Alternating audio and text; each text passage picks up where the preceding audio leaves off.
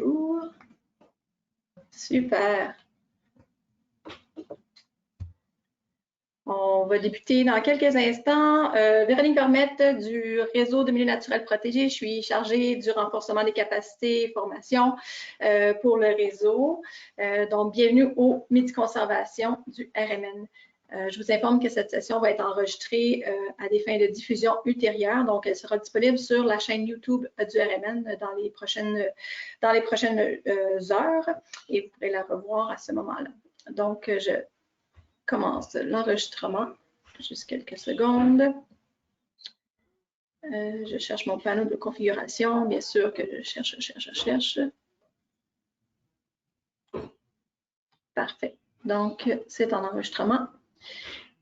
Et donc, ce midi, excusez-moi, ce midi, on vous a invité à discuter de la stratégie la stratégie d'aménagement et d'urbanisme que le gouvernement du Québec a lancée depuis quelques mois. Brice, si tu peux partager ton écran, je te donne l'accès. Voilà, on y arrive. Désolée. Mon menu est rendu tout petit, j'arrive pas à bien le gérer. Est-ce que Brice, tu as accès à l'écran? Pas encore. Partager, voilà. C'est bon. Super, tu peux aller. Bon, OK, on commence. Donc, ce midi, le RMN et Nature Québec vous convient à un midi conservation sur la stratégie d'urbanisme et d'aménagement des territoires. Je vais laisser mes collègues vous expliquer un petit peu dans quelques instants l'idée derrière tout ça et ce qui a été fait et partager avec vous leurs propos. Juste vous informer qu'entre-temps, vos micros sont fermés. Par contre, on va se garder quelques minutes à la fin de la session pour que vous puissiez poser vos questions à nos deux panélistes, qui sont Brice Caillé, qui est chargée de projet au RMN avec nous, et Marie-Audrey Nadeau-Dubois, qui est, excuse-moi, non, voyons, c'est... Portin, c'est correct. Portin, c'est ça, tu sais qu'on a déjà un nom en tête, qui est chargée de projet en mobilisation chez Nature Québec. Et donc, je vous cède la parole pour cette session de Midi Conservation du mois d'août. Bonne session. Merci Véronique. Bonjour à tous, merci d'être avec nous ce midi. L'idée qu'on a maintenant, c'est de vous présenter un peu le travail qu'on a réalisé dans le cadre de la stratégie d'urbanisme et d'aménagement des territoires, dans le cadre de la consultation qui va durer jusqu'au 16 septembre, afin de vous aider à participer si vous le désirez. Donc pour commencer rapidement, un petit rappel de comment la stratégie nationale d'urbanisme et d'aménagement des territoires, donc abrégé SNUAT, a été créée. Donc c'est des travaux du MAMAJ qui ont été entamés dès janvier 2021, puis qui doivent durer à peu près 15 mois. Là, on parle d'une stratégie qui sera publiée dans une version définitive au printemps 2022. Il y a plusieurs organismes qui ont été consultés, notamment au sein d'un comité consultatif, mais on retrouve dedans très peu d'acteurs de conservation de la nature, même d'environnement. Finalement, le seul organisme qui vraiment traite de l'environnement qui est dans ce comité consultatif, ça va être le regroupement national des conseils régionaux de l'environnement. Donc, c'est un peu là-dedans qu'on a décidé de s'embarquer pour porter les milieux naturels un peu plus en avant dans cette stratégie. Donc, il y a plusieurs étapes qui ont déjà été réalisées. Donc, ils ont commencé par 3 séminaires de réflexion avec principalement des chercheurs. En fait, je pense que c'était même exclusivement des chercheurs de différentes universités et de différentes thématiques. Il y a eu 12 laboratoires d'innovation publique où là, ils ont invité d'autres organismes, en plus des comités, à participer. Il y a aussi une consultation des nations autochtones qui a eu lieu. Puis, il y a eu la grande campagne que vous avez sûrement vu passer au printemps de Parlons Territoire, où il y avait des grands webinaires qui avaient été organisés pour essayer de publier là-dessus. Et enfin, donc, il y a le document de consultation qui a été produit à partir de ce qui a été fait. Et nous, donc, qu'est-ce qu'on voit avec ça?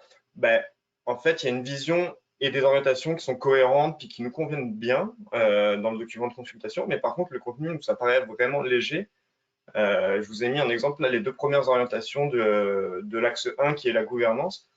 Et donc, on lit un cadre d'aménagement du territoire renouvelé pour des collectivités durables ou encore un État exemplaire et cohérent pour l'aménagement responsable des territoires. Ces orientations-là, nous, on est en accord avec, voire très en accord avec. Mais ce qui nous a fait tiquer un petit peu quand on regardait le document de consultation ou un peu tous les travaux qui ont été faits, c'est qu'on trouve qu'ils sont très légers par rapport à la crise environnementale et climatique qu'on vit actuellement et puis qu'on va devoir vivre dans le futur. Dans ces travaux, on retrouve très peu de place pour la nature et la biodiversité. Elles sont quasiment absentes du document. Les milieux naturels, ils sont souvent regroupés avec notamment les milieux agricoles dans un terme générique. Ils sont qualifiés de milieux non artificialisés. Et on rappelle que les solutions nature, ça représente jusqu'à 37% de la solution à la crise climatique actuellement, là, ce qui est mis en avant par l'UICN et différents experts. Donc c'est vraiment quelque chose qui mérite d'être plus mis de l'avant dans une stratégie d'aménagement qui a une vision jusqu'en 2042.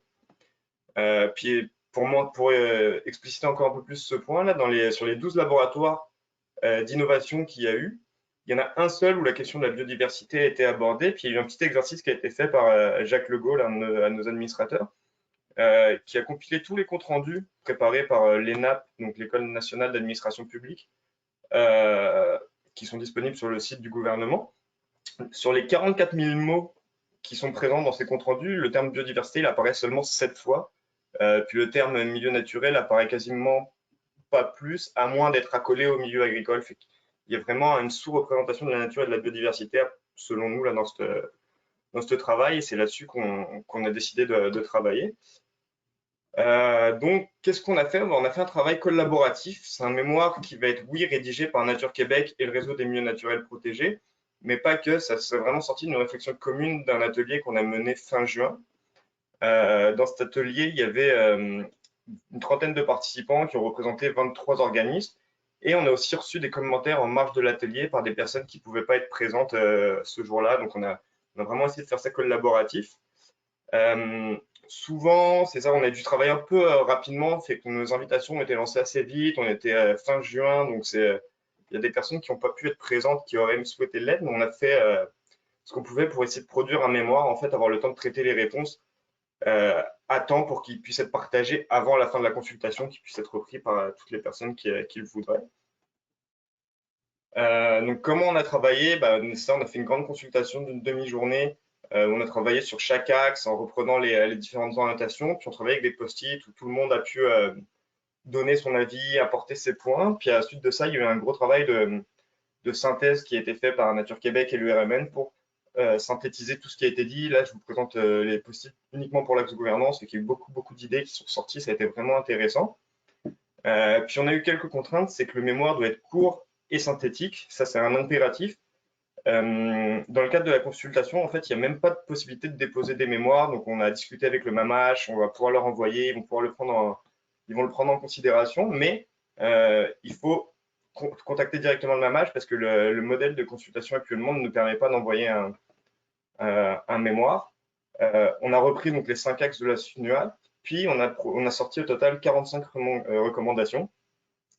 En ce qui concerne les recommandations, là, il y a vraiment eu un travail important de synthèse qui a été fait. Pour la petite anecdote, là, un de nos réviseurs avait décidé de mettre un code couleur pour nous aider en fait, à en supprimer ou en tout cas en faire passer des moins importantes peut-être au second plan pour synthétiser. Puis en fait, son code couleur, tout a été jaune, donc très important. Il n'y a pas eu de recommandations qui ont été qualifiées d'importantes ou de moins importantes. Tout était vraiment très important. Donc on a quand même 45 recommandations qui viennent dans cette mémoire-là.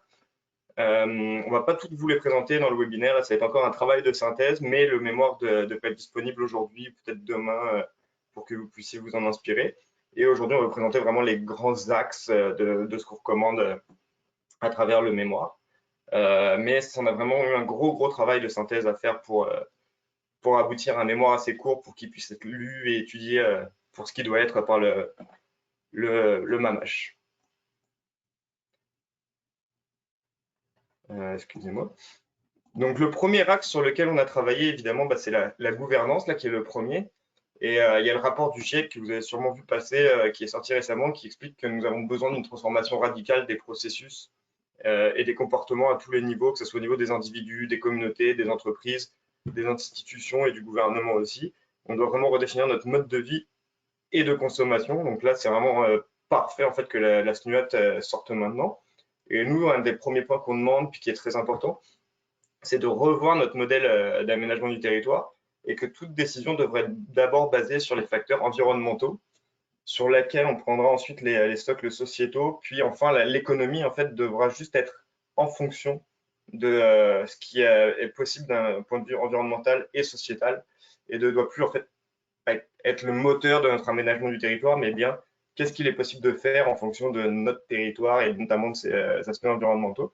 Donc là, le graphique qui sort du livre blanc pour le sud du Québec, il est très compliqué, mais ce qu'on voulait vraiment vous illustrer là-dedans, c'est vraiment l'aspect, la base principale doit être l'environnement, sur laquelle on vient considérer les enjeux de société qui vont être la bonne santé, le bien-être, l'éducation, des villes et des communautés durables.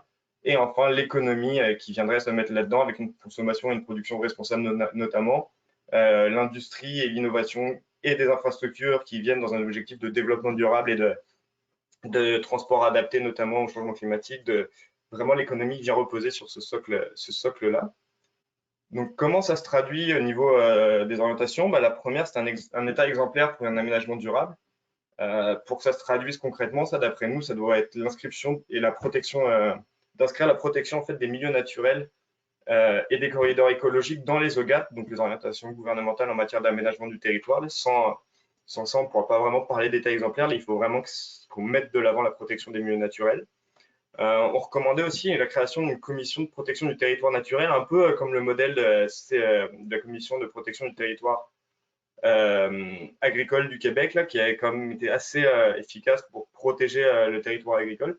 On estime qu'aujourd'hui, il faudrait peut-être un modèle similaire pour protéger les milieux naturels. Et quelque chose qui nous regarde moins au RMN, vu qu'on travaille vraiment en terre privée, mais qui nous paraît indispensable si on parle d'état exemplaire, c'est que, en ce qui concerne l'affectation du territoire public, la préséance soit donnée au MELCC, là c'est le ministère de l'Environnement et de la lutte au changement climatique. On parle d'adaptation au changement climatique, de résilience au changement climatique. D'après nous, le ministère qui a changement climatique, lutte au changement climatique dans son nom, devrait être celui qui, à la fin, dit oui, on peut faire ça ou non, on ne peut pas faire ça concernant l'affectation du territoire public. Donc ça, c'est vraiment pour l'exemplarité de l'État. Comme on a dit, là, on veut que l'environnement soit vraiment la base de l'aménagement du territoire et donc on recommande aussi que l'environnement et les milieux naturels soient au cœur de toutes les décisions en matière d'aménagement du territoire. Et pour cela, ça va se traduire par notamment une mise en place d'un cadre réglementaire qui soit strict, mais qui s'adapte aux particularités régionales. Évidemment, les défis et puis les possibilités en matière de protection des milieux naturels ne sont pas les mêmes sur la rive sud de Montréal qu'au Saguenay, par exemple, ou qu'en Chaudière-Appalaches. Fait qu'on veut vraiment que ce soit adaptable aux particularités régionales, mais qu'il y ait des objectifs de protection et de conservation qui viennent être inscrits dans un cadre réglementaire strict. On demande aussi que des tables de concertation un peu inspirées des communautés métropolitaines soient créées afin d'adapter justement les orientations gouvernementales aux particularités des milieux naturels à l'échelle locale ou régionale et de les concrétiser de manière plus cohérente et effective. Il y a beaucoup de MRC, de municipalités qui sont quand même déjà très impliquées là-dedans. Mais ce qu'on veut, c'est vraiment que ce qui était défini globalement, notamment dans une question de connectivité, puisse se traduire de manière concrète et intelligemment. Et pour nous, ça a besoin de passer par un palier supplémentaire structurant en fait pour que ce que fait une municipalité s'intègre à ce que fait la MRC, mais surtout pour ce que font les différentes MRC s'intègrent dans une vision commune pour maintenir des noyaux et des corridors de conservation efficaces pour la biodiversité. Enfin, il y a on revient un peu sur excusez-moi, je suis revenu en arrière. On demande que les municipalités et les MRC aient plus de responsabilité. On demande qu'on leur fixe des objectifs et des seuils de conservation à atteindre, mais il faut aussi les responsabiliser et les outiller pour ça. Donc, il faut fixer des seuils minimaux de conservation selon le contexte d'occupation du territoire et exiger l'élaboration de la mise en œuvre d'une politique de protection et de mise en valeur des milieux naturels et de la biodiversité, un peu comme les TRMHH, mais vraiment à l'échelle des milieux naturels dans leur globalité, et rendre obligatoire la participation des MRC et des agglomérations et des programmes qui vont permettre de mesurer l'atteinte des objectifs, mais aussi de les aider à se développer et à améliorer leurs compétences en matière de conservation de la biodiversité. Donc, oui, les municipalités, les MRC doivent prendre plus de responsabilités et être des acteurs plus importants sur le terrain pour la conservation, mais il faut les aider pour cela et les outiller de manière adéquate pour le faire.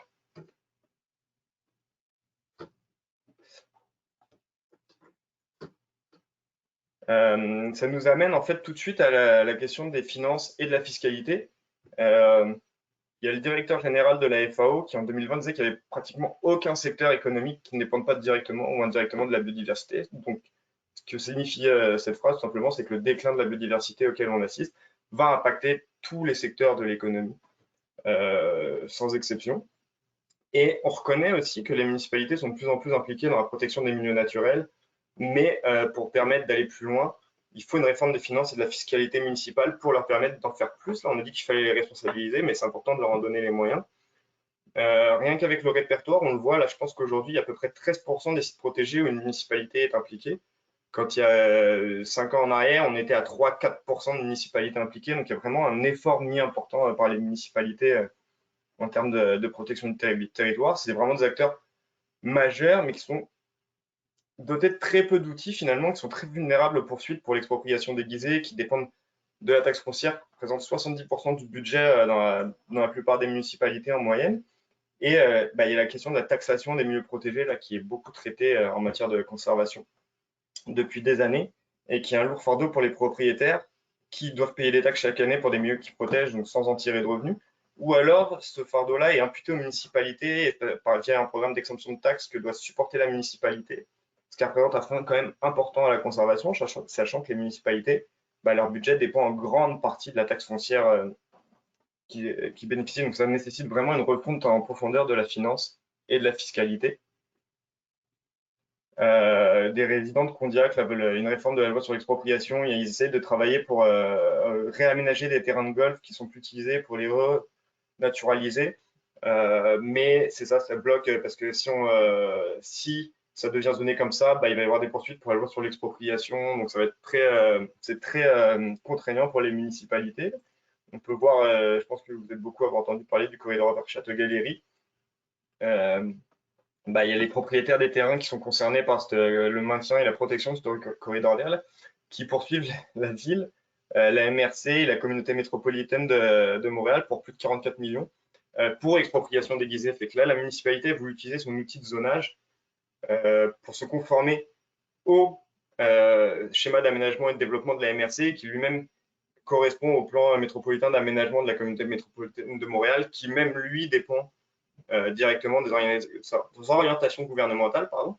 Puis au bout de ligne, la municipalité se retrouve poursuivie. Puis pour la petite histoire, là, 44 millions, c'est le budget annuel de la municipalité. Là, fait que c'est épeurant pour n'importe quel, je pense, élu d'une municipalité d'engager le budget annuel de son territoire et de son administration pour des poursuites comme celle-ci.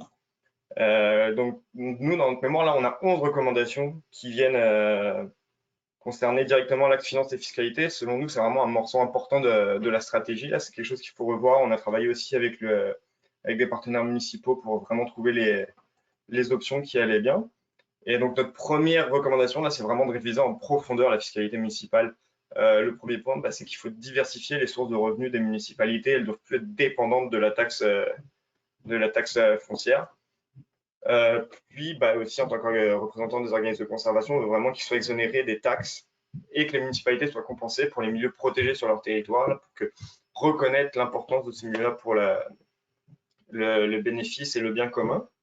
On voudrait aussi que au niveau des sources de financement, qu'il y ait des redevances, comme par exemple des redevances sur l'artificialisation du sol, qui soient rendues obligatoires pour inciter à maintenir les espaces verts plutôt que les artificialiser, par exemple pour créer un stationnement ou en tout cas bétoniser, et donc créer des sources de revenus intéressantes pour les municipalités à ce niveau-là. Puis on voudrait aussi que ces redevances soient directement dédiées à un fonds municipal pour les milieux naturels qui pourrait servir aussi à financer des activités à l'échelle régionale. Par exemple, la municipalité de Sherbrooke qui va puiser son eau dans le lac Memphremagog, donc qui est sur le territoire de la MRC voisine de Memphremagog, ça pourrait être intéressant qu'elle finance une partie de la protection du bassin versant du lac, puisqu'on sait que la qualité et le pourcentage de couvert boisé d'un bassin versant influe directement sur la qualité de l'eau et les coûts de traitement associés. Donc, que ces fonds municipaux puissent aller alimenter des régions voisines où on en tire directement des bénéfices pour notre territoire. On demande aussi qu'il y ait un principe d'éco-conditionnalité qui soit instauré pour l'octroi de subventions gouvernementales et que les valeurs des services écologiques sur un territoire desservi soient considérées comme un actif, que ce soit pour l'eau potable, l'assainissement de l'air ou même la prévention des inondations. On veut vraiment que la valeur de ces services-là soit comptabilisée comme des actifs. Et quand je vous parlais du fonds en fait tout à l'heure municipal, c'est aussi un fonds interrégional qui permettrait de financer des projets concernant plusieurs municipalités, comme j'ai pris l'exemple du bassin versant du lac Mont-Magog qui bénéficie à plusieurs municipalités au MRC en tant que prise d'eau potable. Puis on voudrait aussi que les municipalités puissent plus facilement faire l'acquisition des milieux naturels qu'elles veulent protéger et que ce ne soit pas à des coûts exorbitants parce qu'il faut prendre en compte la plus-value possible qu'un promoteur pourrait réaliser avec ce terrain, mais que ce soit fait à la juste valeur marchande pour rendre en fait tout simplement ces acquisitions possibles. Et enfin, un point qui nous apparaît indispensable, c'est de réviser la loi sur l'expropriation pour favoriser la protection des milieux naturels, parce que tant que les municipalités pourront être poursuivies pour expropriation déguisée dès qu'elles font une petite action pour protéger leur territoire, ça va être très difficile de protéger réellement ces territoires-là. Puis on arrive à la section sur la croissance urbaine, fait que Marie-Audrey, je te passerai. Merci Brice. Brice Caillé, qui est coordonnateur de projet et du développement au réseau de milieux naturels protégés. Et je me reprends à Marie-Audrey. Marie-Audrey Nadeau-Fortin, elle est chargée de projets en conservation et mobilisation chez Nature Québec. Donc, le RMN a travaillé avec Nature Québec et d'autres organismes de conservation aussi pour réfléchir, planifier et rédiger ce mémoire. Donc, je te laisse la parole, Marie-Audrey. C'est bon. Merci Véronique, mais pas de souci. Hein? On m'appelle souvent Marie-Audrey Nadeau-Dubois à cause du fameux Gabriel. On a tellement entendu parler longtemps. C'est ça. Merci Brice, puis merci aussi de continuer à changer les diapositives pour moi. Je te ferai signe. Moi, je vais prendre la relève pour la suite de la présentation. Je vais vous parler des 3 autres axes, à commencer par la croissance urbaine, qui est l'axe 2 en fait. Donc, le document de consultation reconnaît lui-même que la croissance urbaine et l'étalement urbain qui vient avec, ça a des conséquences importantes sur les plans environnementaux, humains et évidemment économiques. Donc, vous serez probablement tous d'accord que l'étalement urbain, ça implique des investissements massifs de fonds publics, puis souvent, ça se fait au détriment des milieux naturels et des terres agricoles. Donc, en ce sens-là, nous, on juge que ce serait important, tant dans l'axe 2 qu'ailleurs dans le document de consultation, d'éviter de parler de croissance urbaine, mais plutôt de parler d'une optimisation de la densité urbaine. Puis même si c'est un concept qui est très important, l'optimisation de la densité urbaine, on croit quand même qu'il faut garder en tête l'importance de protéger les milieux naturels résiduels de la matrice urbaine, notamment en raison des services écologiques qui vont nous rendre. Donc, pour ça, ce qu'on recommande, ça serait d'aménager le territoire urbain en se basant sur ses caractéristiques biophysiques, puis aussi de viser le zéro perte nette de milieux naturels dans les municipalités où les milieux naturels vont occuper, par exemple, moins de 30% de la superficie. De la superficie globale, pardon. Donc, si c'est inévitable de détruire un milieu naturel, à ce moment-là, il faudrait que la compensation devienne obligatoire pour restaurer les milieux naturels où les besoins sont les plus importants. Donc, suivant. Merci. Toujours en lien avec la croissance urbaine, il existe déjà plusieurs outils réglementaires pour permettre aux MRC et aux municipalités de protéger les milieux naturels sur leur territoire. Brice nous en a parlé. Puis les exemples de MRC et de municipalités qui ont utilisé ces outils-là au fil des années se sont multipliés. On peut penser par exemple aux schémas d'aménagement et de développement, les plans d'urbanisme, différentes lois et leurs règlements aussi. Par contre, on est d'avis que certains de ces outils-là pourraient être encore améliorés pour indiquer l'étalement urbain. Donc, en ce sens-là, par exemple, une de nos recommandations, ça serait d'imposer des mesures de protection pour tous les milieux naturels et tous les autres éléments de la biodiversité qui sont répertoriés dans les SAD pour les schémas d'aménagement et de développement et les plans d'urbanisme. Dans un autre ordre d'idée, on pense que ce serait important d'uniformiser les libellés qui sont utilisés pour désigner les affectations du territoire dans les SAD et les plans d'urbanisme. Donc, en ce sens-là, on recommande d'introduire une notion de zonage de conservation protection. Ça permettrait de refléter la vocation principale des secteurs d'intérêt qui ont été identifiés pour la protection de la biodiversité et des corridors écologiques. Puis, dans ces secteurs d'intérêt-là, en fait, ça serait important que les mesures de protection et les usages qui sont permis soient clairement identifiés dans les règlements de zonage. Puis, sinon, parce que, comme Brice en a parlé d'ailleurs, un des principaux obstacles à la protection des milieux naturels reste l'opposition des promoteurs qui peut se traduire en poursuite judiciaire. On pense qu'il est important de préciser dans les réglementations que les villes ou les municipalités, ils peuvent, comme un bien patrimonial bâti, acquérir de gré à gré ou par expropriation tous les biens ou les droits réels qui sont nécessaires pour isoler, dégager, assainir ou mettre en valeur un milieu naturel qui est situé sur leur territoire. Si elles peuvent faire ça, c'est en vertu de leur pouvoir d'acquisition et de cession de terrains de bâtiments pour des projets de développement, des projets publics en fait, excusez-moi. Puis ces projets publics-là, on croit que ça devrait s'étendre à la conservation des milieux naturels, étant donné que, que ça bénéficie au bien-être de toute la collectivité. Donc, suivant. Merci. Puis sinon, dans l'axe 2, sur la croissance urbaine, on parle de mobilité durable à l'orientation 6. Ça, c'est un sujet qu'on n'a pas tellement abordé, d'une part parce qu'on pense que c'est plus de l'essor du MTQ que du MAMACH, mais aussi d'autre part parce qu'on pense que d'autres organismes de conservation vont avoir commenté cet aspect-là de façon beaucoup plus approfondie que nous. Ce qu'on va se limiter à dire, c'est qu'on pense que le territoire devrait être aménagé de façon à éviter la construction de nouvelles routes, puis plutôt de consolider le réseau routier existant. Puis aussi que le gouvernement devrait permettre un droit de regard aux municipalités pour les infrastructures routières qui sont mises en place sur leur territoire. Puis aussi qu'il devrait exiger la mise en place de passages fauniques à tous les endroits où des routes traversent des milieux naturels. Évidemment, ça permettrait de minimiser le morcellement des milieux naturels, mais aussi d'éviter de nuire au déplacement de la faune. Suivant. Donc, j'ai beaucoup parlé d'étalement urbain jusqu'à maintenant, mais il reste que l'éparpillement en milieu rural, c'est un aspect qui est important aussi. Ça m'amène à vous parler de l'axe 4, si je ne me trompe pas, qui porte sur la ruralité. Donc, on pense que de limiter l'éparpillement en milieu rural, ça pourrait permettre de répondre à certains enjeux qui ont été nommés dans le document de consultation. Par exemple, l'implantation de services de transport qui seraient en commun, qui seraient structurants et interurbains, mais aussi le maintien des services de proximité.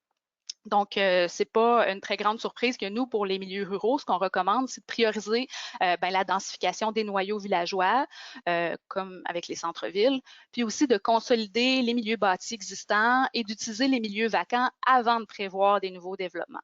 Si des nouveaux développements sont inévitables, alors il faudrait les faire de façon à protéger les milieux naturels existants. Par exemple, en utilisant des lotissements qui sont axés sur la conservation, comme les lotissements en grappe. Puis sinon, d'un point de vue un peu plus philosophique, une des discussions qu'on a eues, c'est qu'il faudrait changer le paradigme selon lequel les milieux naturels en milieux ruraux sont moins susceptibles d'être menacés à long terme par les activités humaines, étant donné qu'ils sont généralement plus abondants qu'en milieu urbain. Donc, une façon de changer ce paradigme-là, ça pourrait être de mettre en place, par exemple, des outils d'éducation, de sensibilisation par les municipalités pour que leur population comprenne l'importance de protéger la biodiversité sur leur territoire. Donc, je pense que ça va faire le tour pour ici. Suivant, s'il te plaît. Merci.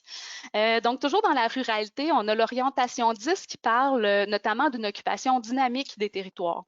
Nous, ce qui nous a accroché là-dessus, c'est que non seulement que l'occupation devrait être dynamique, mais elle devrait être aussi concertée. On veut éviter, par exemple, de créer des situations comme il y a cours en ce moment à Péribonka, où la population était mobilisée pour un projet d'aire protégé et du récréotourisme, alors que le gouvernement a choisi, lui, d'aller de l'avant avec l'exploitation forestière. Donc, de toute façon, c'est soulevé dans le document de consultation. Il faut mieux prendre en compte les préoccupations des populations locales et des nations autochtones dans toutes les questions en lien avec la protection des milieux naturels et aussi l'exploitation des ressources naturelles, en fait. Donc, une façon de faire, ça pourrait être de mettre en place un processus de consultation qui est simple, qui est efficace, qui est suffisamment en amont des projets, puis aussi que la population est au courant que ce processus-là existe, puis que tous y ont accès pour permettre justement aux citoyens et aux citoyennes de se prononcer sur des plans d'aménagement du territoire qui reflètent leurs préoccupations, mais aussi leurs aspirations. Donc, on peut passer à la suivante. Merci. Ah oui, pour ce qui est de la ruralité, ça nous paraissait incontournable de parler de l'agriculture, mais encore là, on n'a pas approfondi cet aspect-là en profondeur finalement, parce qu'encore une fois, on s'est dit que d'autres organismes de conservation allaient le faire de façon plus approprié que nous, en fait. On n'a pas nécessairement les connaissances pour le faire. Par contre, on a quand même émis certaines recommandations qui nous apparaissent incontournables, puis aussi qui, selon nous, pourraient nous permettre de transiter vers une agroécologie qui serait plus respectueuse de l'environnement, qui serait plus adaptée au territoire. Donc, l'une de ces recommandations-là, c'est de réviser certains critères qui sont relatifs à la loi sur la protection et les activités agricoles, si je ne me trompe pas pour le nom de la loi. Afin de faciliter la protection des milieux naturels. Plus précisément, ce qu'on recommande, c'est écrit juste ici, ça serait d'exempter d'autorisation le morcellement et l'aliénation des propriétés en zone agricole au moment de transaction avec des organismes de conservation pour assurer la protection à perpétuité des milieux naturels. Ensuite, dans un autre ordre d'idée, on recommande de cesser l'aliénation du territoire agricole pour des raisons de développement immobilier, parce que pour nous, ça nous apparaît pas plus acceptable de perdre des terres agricoles pour cette raison-là que des milieux naturels.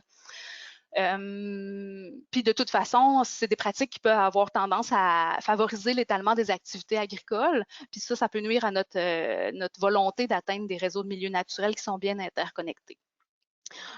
Sinon, une autre recommandation qu'on a faite à ce sujet-là, c'est d'assurer que la réglementation municipale soit cohérente avec la protection du territoire agricole, sans par contre être en contradiction avec la protection des milieux naturels. Puis, on s'est dit qu'il pourrait être pertinent de développer des modèles qui faciliteraient la cohabitation de certaines utilisations du territoire qui seraient en accord avec la transition agricole. Par exemple, ça pourrait être l'intégration d'activités agricoles de petite surface dans des zones blanches pour une agriculture de proximité. Suivant, s'il te plaît. Merci. Donc, le troisième axe dont je voulais vous parler, qui est justement l'axe 3, il porte sur les milieux de vie. Puis l'orientation 7, en fait, qui est la première de cet axe-là, parle de milieux de vie complets.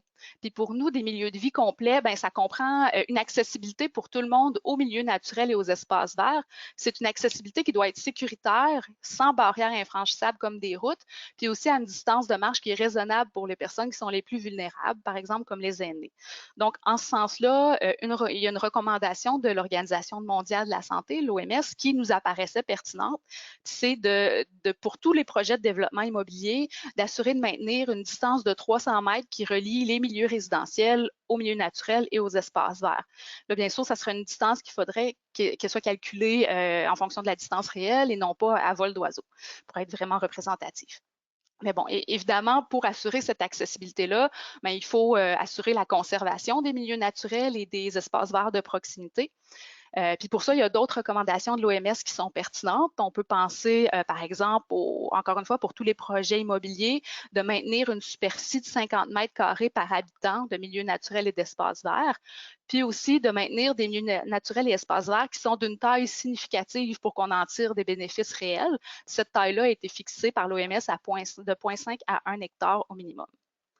Suivant, s'il te plaît. Ensuite, l'orientation 8, elle nous parle, elle, de collectivités qui misent sur leur dynamisme et leur plein développement. On pense que ça peut passer par des villes qui deviennent des alliés des initiatives citoyennes de conservation des milieux naturels sur leur territoire, par exemple en mettant en place des plateformes qui permettent de donner de la visibilité à ces initiatives-là, puis aussi en ne contrevenant pas à ces initiatives-là, évidemment. Ensuite, les villes pourraient déployer des mécanismes de consultation qui permettraient d'intégrer pleinement les processus de rétroaction sur toutes ces décisions qui entourent la protection des milieux naturels et de la biodiversité sur leur territoire. Puis, une autre chose que les villes pourraient faire, à notre avis, c'est d'utiliser l'éducation et la sensibilisation comme moyen d'action pour faire des citoyens des acteurs de la conservation. Puis ça, ils peuvent le faire en diffusant, par exemple, j'ai perdu la diapositive. Je sais pas. Merci. Merci, Brice. Donc, oui, c'est ça. Donc, comme je disais, ça peut se faire en diffusant les avantages des milieux naturels sur la santé physique et mentale, aussi en éduquant les citoyens et citoyennes sur les caractéristiques des milieux naturels, par exemple, les typographies de parc, les usages permis, etc., puis en les sensibilisant sur une utilisation qui est respectueuse et adéquate. Donc, suivant, s'il te plaît. Oui, la dernière chose qu'on voulait vous dire à propos des milieux de vie, c'est en lien avec l'orientation 9 qui, elle, parle d'aménagement favorable à la santé et à la sécurité qui contribue à former des communautés qui sont durables et résilientes. Bien, d'abord, pour nous, pour former des communautés qui sont durables et résilientes, bien, il faut d'abord reconnaître que les milieux naturels, bien, c'est un service essentiel, c'est une des principales solutions nature pour y arriver. Ensuite, pour nous, ce genre d'aménagement durable-là, ça passe par des trames vertes qui sont sécuritaires, encore une fois, et favorables à la mobilité active. Pour ça, ce qu'on recommande, c'est de créer des parcs linéaires qui favorisent l'interconnexion entre les milieux naturels d'intérêt. Par exemple, un parcours de 2 km, ça permettrait aux gens de marcher 30 minutes, donc ça serait intéressant. Puis ensuite, ça serait d'aménager des zones tampons autour de ces milieux naturels d'intérêt-là pour améliorer leur accessibilité au public, mais aussi la convivialité des déplacements pédestres entre eux. Donc, suivant, s'il vous plaît.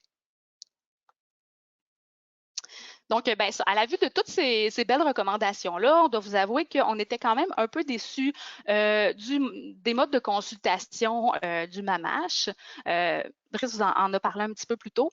Essentiellement, il y a deux façons pour participer à la consultation web du MAMACH. D'une part, il y a un questionnaire sur les milieux de vie et le milieu de vie auquel on aspire, ce qui ne nous concerne pas vraiment en tant qu'organisme de conservation. C'est intéressant pour les citoyens, mais pas nécessairement pour nous. L'autre façon, c'est de remplir un formulaire pour commenter le document de consultation. Par contre, ce formulaire-là, il ne nous permet pas de commenter pleinement. Tu sais, il y a un espace dans lequel on peut mettre 200 mots par axe. Déjà, c'est très limité. Puis ensuite, la façon dont les questions sont posées, c'est comme si on nous questionnait sur la façon dont les orientations sont écrites. Donc, c'est difficile d'être en désaccord avec ça. Donc, officiellement, il n'y a pas de façon de déposer oui, tu peux rester là, c'est correct. C'est correct. Donc, il n'y a pas de façon officielle de déposer un mémoire, mais étant donné qu'on avait travaillé tellement là-dessus, comme Brice l'a dit, nous, on jugeait important de quand même le transmettre à la ministre. Donc, dans cette optique-là, vendredi dernier, on a rencontré son attaché politique, monsieur Alexandre Lambert, si je ne me trompe pas, puis il nous a dit qu'on pourrait lui faire parvenir à lui et à la ministre l'adresse générique notre mémoire, puis qu'il serait par la suite dirigé vers une équipe d'analystes. Donc, il nous a aussi dit que s'il y a d'autres organismes de conservation organisés qui ont investi du temps et de l'argent pour faire un mémoire, ils peuvent faire la même chose. Sinon, une chose qu'on a pensé vous proposer pour éviter d'enterrer justement les analystes avec plusieurs mémoires, ça serait une possibilité d'appuyer le nôtre en tant qu'organisme de conservation. Donc, on ne parle pas de signature officielle, mais seulement d'un appui. Donc, si c'est quelque chose qui vous intéresse, bien évidemment, on va vous transmettre notre mémoire pour que vous puissiez le lire pour dire si vous êtes en accord avec lui ou non.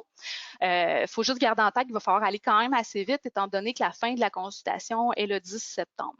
Puis, dans tous les cas, peu importe le choix que vous faites, ça va être important de remplir le formulaire en ligne pour des fins de statistiques. Donc, si vous êtes un citoyen, par exemple, vous pouvez remplir ce formulaire-là en prenant des extraits, soit du mémoire ou encore de la présentation d'aujourd'hui et en les mettant dans les cases appropriées.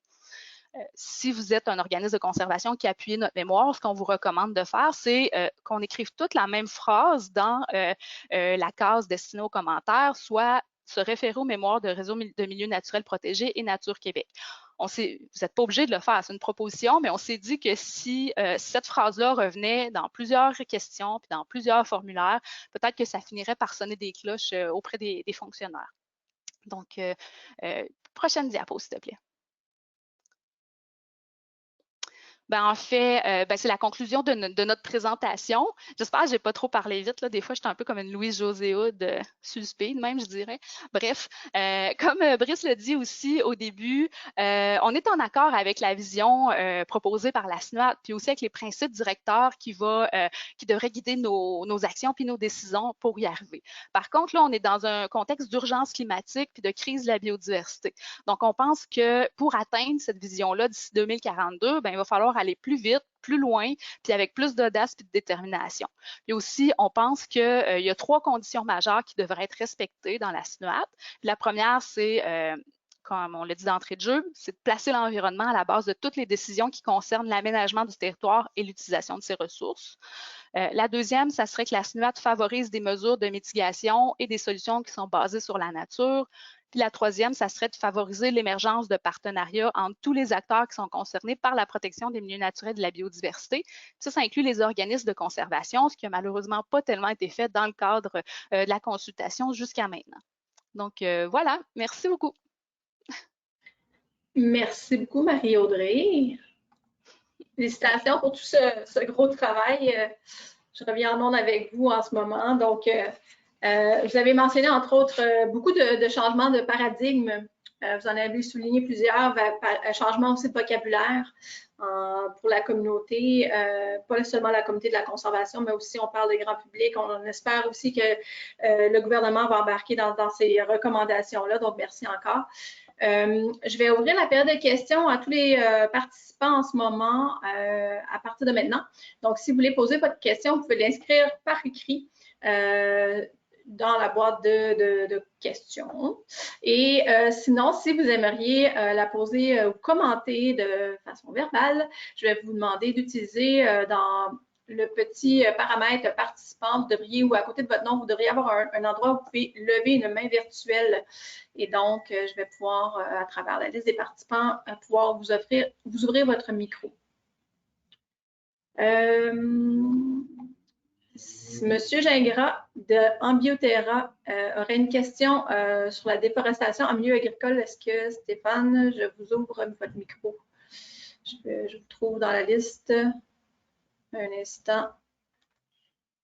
Stéphane, la parole est à vous. Oh, d'accord. Bon, ben, merci beaucoup pour ce beau travail. Je pense que j'ai hâte de lire le mémoire. Là. Ça va être intéressant parce que moi, c'est un sujet qui me passionne, ça fait longtemps. Je suis géographe et j'ai fait mon bac. J'ai fini mon bac la première année, la première version des schémas d'aménagement était en train de se réaliser. Donc, ça fait c'est quelque chose qui m'intéresse beaucoup, l'aménagement du territoire. J'ai un peu le sentiment qu'on a un peu oublié le côté agricole. Nous, on vient de sortir un document sur la déforestation en Montérégie. Pour vous donner un ordre d'idée, en Montérégie, en 2000, seulement 30% de la Montérégie était couverte par des forêts ou des boisés. Ce 30%-là a encore diminué de 6% entre 2000 et 2017. Donc, plus ça va et plus on perd des forêts sur le territoire. Et c'est au profit, les gens pourraient penser que c'est au profit de l'urbanisation, mais ce n'est pas le cas du tout. C'est au profit de l'agriculture pour 70%. Donc ça, c'est un premier point. Je pense qu'il faudrait qu'on se préoccupe un peu là, de l'avenir de la forêt dans le monde agricole. Aussi, l'autre point qui va avec ça, c'est que là, actuellement, ce qu'on s'aperçoit, c'est que les sols agricoles, non seulement quand ils sont en bonne santé, c'est-à-dire qu'il y a un couvert végétal dessus, tout ça, sont des réservoirs de CO2 et aussi des réservoirs de biodiversité importants, que ce soit pour les insectes, etc., les bactéries. Donc, les sols agricoles, je pense, doivent absolument faire l'objet d'une attention de notre part et aussi les pratiques agricoles. Parce que là, nous, on fait la promotion, par exemple, de la permaculture, de l'agroforesterie. On a un projet cette année avec un jeune agriculteur qui vient s'acheter une terre puis qui veut se partir en agroforesterie, permaculture. Donc, je pense que c'est pas tout d'identifier les endroits de biodiversité où est-ce qu'on veut conserver, protéger, puis c'est très louable, c'est ça qu'il faut faire. Mais il faut aussi penser aux autres endroits, soit les milieux urbains, mais aussi les terres agricoles. Les terres agricoles pourraient être passablement améliorées au niveau de la biodiversité en introduisant des arbustes, des arbres dans les bandes riveraines, dans les haies brise-vent, en s'assurant que les sols agricoles sont en santé. C'est toutes des façons, nous on l'a pris sous l'angle de la lutte au changement climatique. On pense que le monde agricole doit s'organiser pour être en mesure de résister, ou en tout cas d'être résilient par rapport à ce qui s'en vient. Puis la façon de résister, c'est de réintroduire des espèces d'arbres et d'arbustes pour en même temps lutter contre les changements climatiques, pour créer des corridors. Donc, c'est tout un ensemble d'éléments. Je pense que le milieu agricole doit faire l'objet d'un petit peu plus d'attention de notre part. C'est ça que je voulais dire. Un autre point, juste un autre petit point. Moi, j'ai été inspecteur municipal pendant plusieurs années parce que j'entendais qu'à un moment donné, on voulait mettre de nouvelles réglementations en place. Je vous explique rapidement ce qui se passe en milieu rural. C'est assez simple. Les conseils municipaux sont noyautés par les agriculteurs. Ben là, je parle de ma région. Les inspecteurs municipaux ne peuvent pas intervenir. Quand ils le font, pour protéger l'environnement, j'entends, quand ils le font, ils se font congédier. Moi, je l'ai vécu. On a vécu dernièrement au niveau de la municipalité ici, là, où est-ce qu'on a nos bureaux, où l'inspecteur municipal est intervenu dans le cas où 2 agriculteurs avaient décidé de rentrer la pépine dans la rivière et de creuser la rivière sur 1 kilomètre. L'inspecteur a voulu intervenir. Le maire l'a mis en congé 2 jours, puis après ça, 1 mois plus tard, le conseil l'a mis à la porte. C'est ça qui se passe en milieu rural. Quand quelqu'un veut protéger les milieux naturels, il y a une grosse pente à remonter. Fait que la question de l'application des lois et règlements en milieu rural est une question fondamentale si on veut protéger les milieux naturels parce que il se fait du grand n'importe quoi ici, en milieu rural, je veux dire. Puis là, pour l'instant, on n'a pas les outils, puis il n'y a personne qui a levé ce lapin-là du conflit d'intérêts entre les conseils municipaux puis les activités humaines qu'il y a sur le territoire. Je dirais que c'est pas seulement... Je te dirais que c'est pas nécessairement seulement en milieu agricole, milieu rural. Il y a certaines lois aussi qui, on le sait bien, là, on ne se cachera pas, là, qui existent, mais qui ne sont pas nécessairement appliquées au doigt. Oui, bien, ça, c'est l'autre aspect, c'est-à-dire que les agents de la faune, par exemple, en 2011, étaient 415 au Québec. Maintenant, ils sont 300. Les inspecteurs au ministère de l'Environnement, Jean Charest les a toutes foutues à la porte avant de partir. Je vais laisser la chance aux présentateurs de peut-être commenter au niveau de la réglementation. Est-ce qu'on peut revenir peut-être sur certaines recommandations réglementaires que vous avez formulées? Et on a aussi Marie-Lou Bourdage, qui est directrice générale du RMN, qui vient de s'ajouter à nous. Bonjour Marie-Lou. Allô Marie-Lou. Bien, merci. Essentiellement, je vais commencer par répondre, étant donné que c'était dans ma section. Si quelqu'un d'autre a quelque chose à ajouter, par contre, gênez-vous surtout pas, Brice, Marie-Lou, je vois que Cyril aussi est dans les intervenants. Bien, c'est tous des très bons points, ce que vous avez mentionné, monsieur. Je me rappelle malheureusement plus de votre nom. Stéphane Gingras, dans Biothéa. Monsieur Gingras. Par contre, là, c'est ça, nous, comme un peu Brice l'avait mentionné, on a essayé de faire un mémoire qui était le plus succinct possible pour maximiser les chances d'être lu. Puis l'agriculture, comme je l'ai mentionné, on trouvait que c'est important de l'aborder, ce sujet-là, mais on n'était peut-être pas allé en profondeur sur cet aspect-là, effectivement. Donc, on a vraiment abordé ça avec un chapeau d'aménagement du territoire, protection de la biodiversité, en lien avec ce que le MAMACH peut faire. Là, ce que vous parlez, moi, je me questionne, est-ce que c'est vraiment le MAMACH qui peut intervenir ou ça serait le MAPAC, par exemple? C'est peut-être mon manque d'expérience qui me fait dire ça, mais c'est ce que je vous dirais. Donc, je ne sais pas si mes collègues ont quelque chose à rajouter. Moi, je vais ajouter un petit complément. Dans le fond, ça, je suis quand même très d'accord avec toi, Stéphane, sur ce que tu as amené là, mais je connais pas assez personnellement, en tout cas, ces questions-là, fait que je me verrais mal dire quoi faire là-dedans. Puis c'est ça, comme Marie-Audrey vient de le dire, là, on a cherché à être vraiment très, très succinct. Puis on a quand même 45 recommandations dans notre mémoire. Fait que nous, on a quand même abordé ça avec notre chapeau de regroupement des organismes de conservation un peu. Fait qu'une des recommandations phares, je pense qu'on a à ce niveau-là, là, au niveau des milieux agricoles, qui est importante pour les organismes de conservation, c'est qu'on puisse avoir une exemption d'être exempté en fait d'autorisation pour morceler ou aliéner des propriétés qui sont situées en zone agricole. Tu sais, je connais un cas, par exemple, une propriété qui fait une centaine d'hectares. Il y en a 30% où c'est un milieu humide couplé à un milieu boisé qui voudrait donner à un organisme de conservation, mais c'est bloqué par la CPT-ACLU qui doit passer, analyser et évaluer si le morcellement est possible de cette propriété parce qu'elle sortirait de l'usage agricole. Fait que nous, ce qu'on veut demander là, c'est vraiment de faciliter l'acquisition de ces milieux-là et la protection de ces milieux-là. Du point de vue des organismes de conservation, puis un peu des municipalités, là ça pourrait être un droit à une municipalité aussi, mais actuellement c'est très compliqué de le morceler ou de l'aliéner pour la protéger. C'est sur cet aspect-là qu'on a plus travaillé. Par contre, ici dans la région, il y a plusieurs municipalités qui ont légiféré sur le couvert forestier, par exemple, qui demandent des choses comme un certificat d'autorisation pour abattre un arbre. Il y en a qui sont très sévères, il y en a qui sont moins, mais il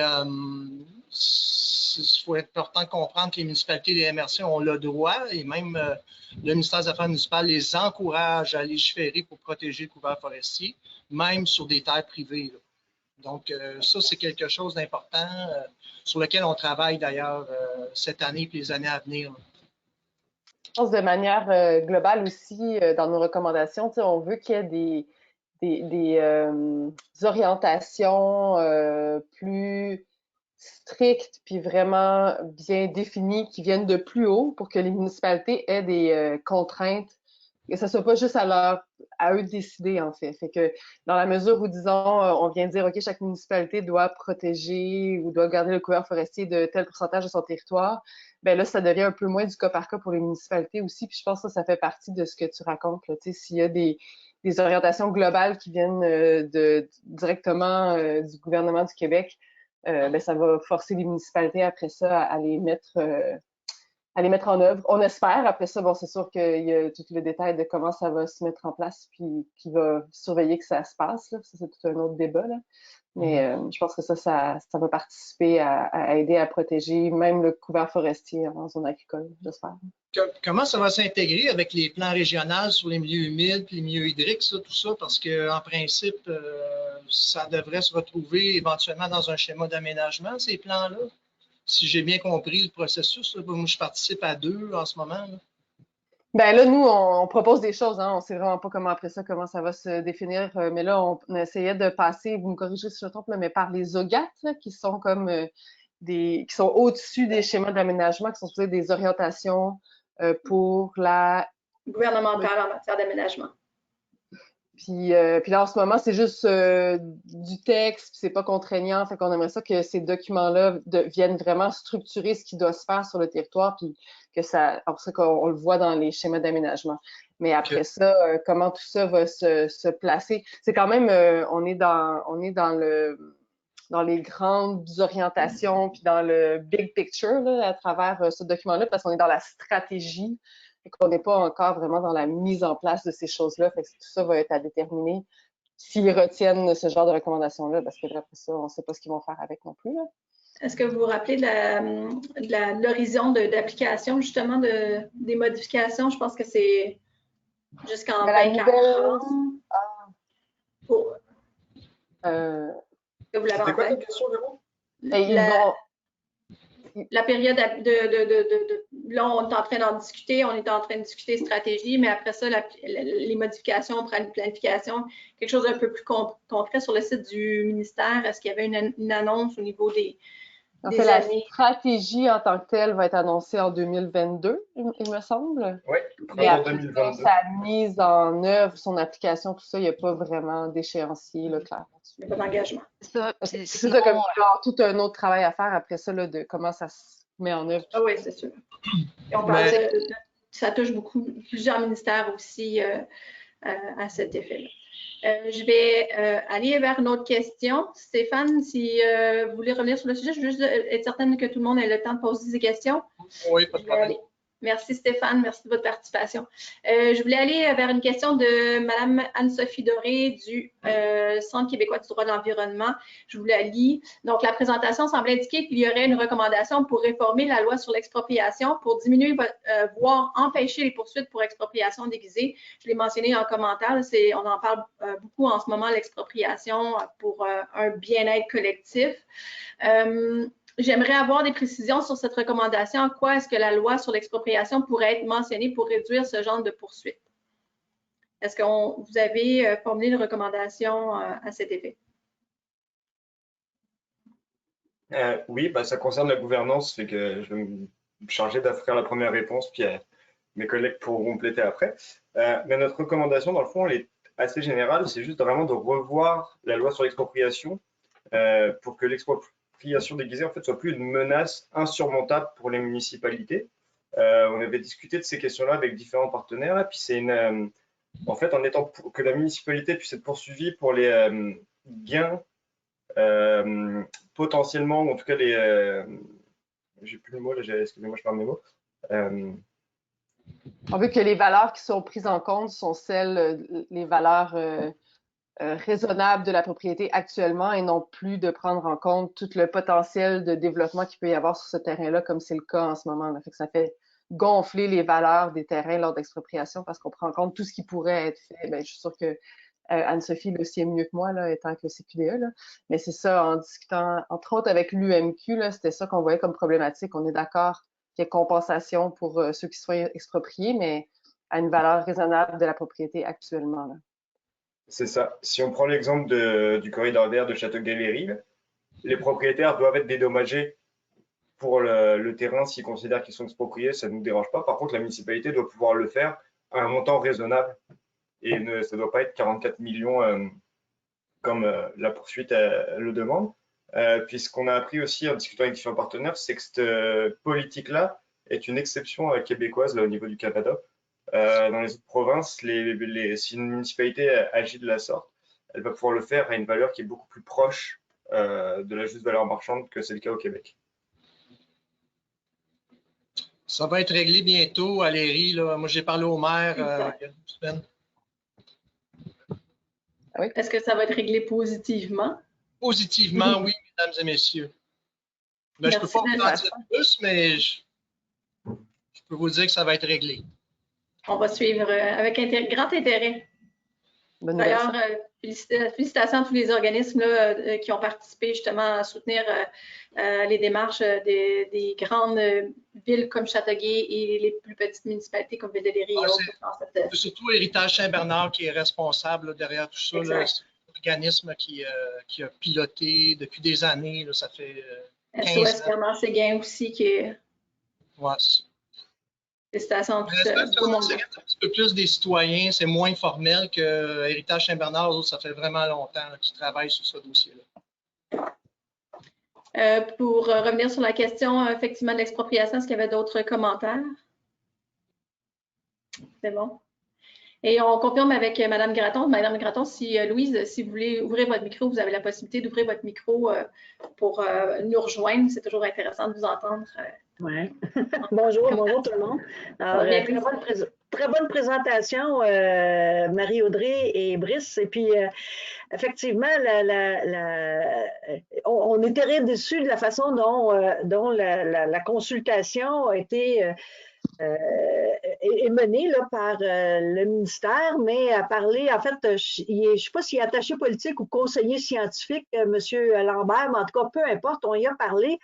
Lui, il disait, oui, mais vous allez consulter aux autres étapes, parce qu'il va y avoir l'étape de rédaction peut-être de la nouvelle loi sur l'urbanisme et l'aménagement qui date quand même de 40 ans, donc qui ne répond plus du tout à nos besoins. Et puis, on a insisté pour lui déposer notre mémoire, puis là, c'est possible qu'on le rencontre en plus pour lui en parler, puis présenter des trucs. On est en train de fixer une date de rencontre. parce que là, on va pouvoir présenter. Il y a certains organismes qui ont été appelés à présenter, mais on a 5 minutes pour présenter notre mémoire le 31 août ou présenter notre opinion le 31 août, ce qui est un peu ridicule. Dans 5 minutes, ils vont juste recevoir le pot et pas les fleurs. C'est bien triste. Alors, là, ce qu'on s'est dit, on y a expliqué, écoutez, le genre de changement qu'on demande que vous commenciez à y réfléchir maintenant.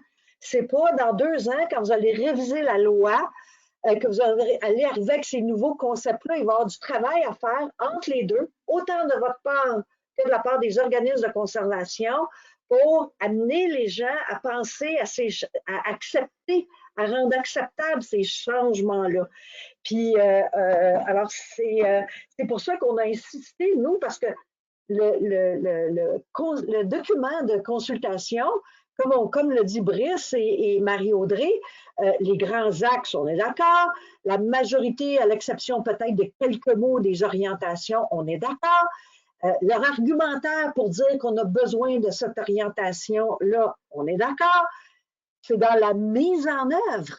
C'est qu'on n'avait rien, on ne sait pas où est-ce qu'on s'en va, comment ça va se concrétiser vraiment dans la stratégie une fois qu'elle va être élaborée. On ne veut pas que ça reste vague, comme dans l'état dans lequel c'est en ce moment. Alors, il a dit oui, mais il va y avoir d'autres moments pour se consulter, mais comme je l'ai dit, plus qu'on parle de ces choses-là en amont, plus ça va être facile de le faire accepter dans la révision de la loi sur l'urbanisme et l'aménagement. Puis Stéphane, tu as raison quand tu dis, là, le MAPAC, le MAP, le MAMACH, qui c'est qui passe en premier ou en deuxième, tu sais, qui c'est, puis je suis d'accord avec Marie-Lou qui dit avoir des grandes orientations gouvernementales mesurables et temporelles, parce que c'est ça qu'on a besoin. On n'a plus des grandes généralités, on n'en veut plus. Il faut être capable de passer à l'action avec des mesurables. Ben, à ce moment-là, ce qu'on s'est dit, c'est aussi il faut que toutes ces organes-là soient harmonisés. Là, je vous fais pas un scoop, parce que c'est pas vraiment un scoop, je nommerai pas de nom puis tout ça, mais je sais que ce document de consultation-là a cheminé dans les autres ministères avant d'être déposé, et des gens au ministère de l'Environnement m'ont confirmé avoir envoyé plein de recommandations et tout a été refusé. Donc, on a un travail à faire pour pousser encore davantage sur ce ministère-là pour qu'il prenne ses responsabilités, parce que moi, puis je pense que tous ceux qui sont présents là aujourd'hui, on est très conscients que l'aménagement du territoire, c'est notre gros problème, mais c'est aussi la solution à plusieurs de nos gros problèmes. Quel beau mot de la fin, bon mot de la fin. Effectivement, puis on a mentionné beaucoup les organismes de conservation. C'est vrai que les organismes de conservation, ils sont multiples, ils sont experts dans leur domaine, ils sont derrière aussi ces recommandations qu'on va déposer concernant la SNUAT.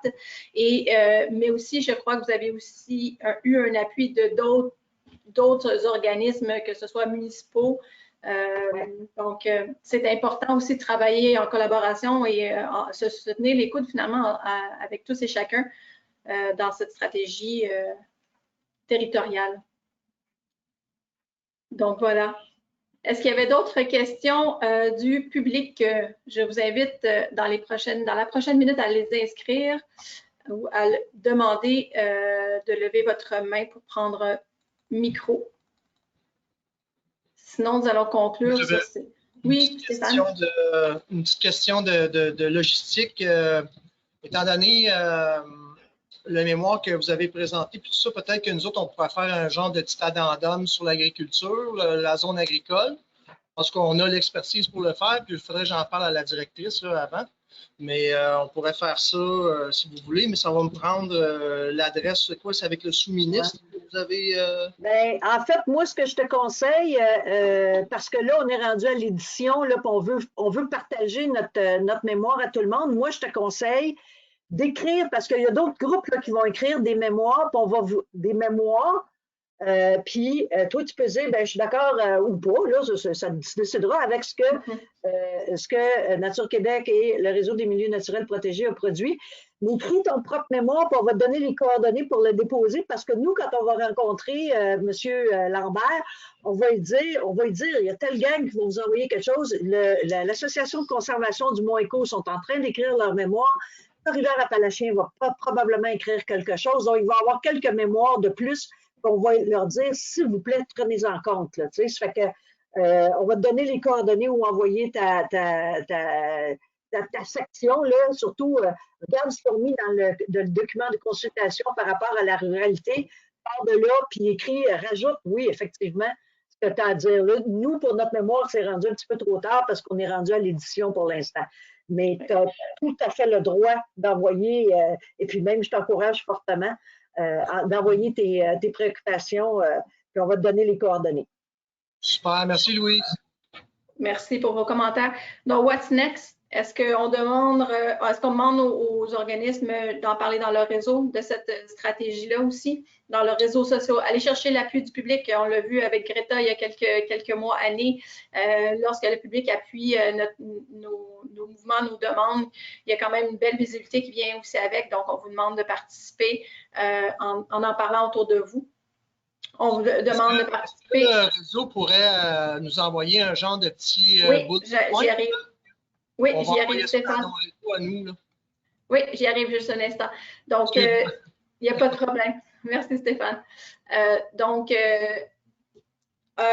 Il va suivre dans la prochaine journée un lien vers le mémoire. Donc, comme Louise l'a mentionné, on finalise la mise en page. On va vous l'envoyer pour consultation. C'est sûr qu'il pourra être modifié par la suite un petit peu, mais grosso modo, les recommandations ont été bien établies, bien réfléchies, bien discutées. Elles seront présentées sur le site Internet du RMN et Nature Québec.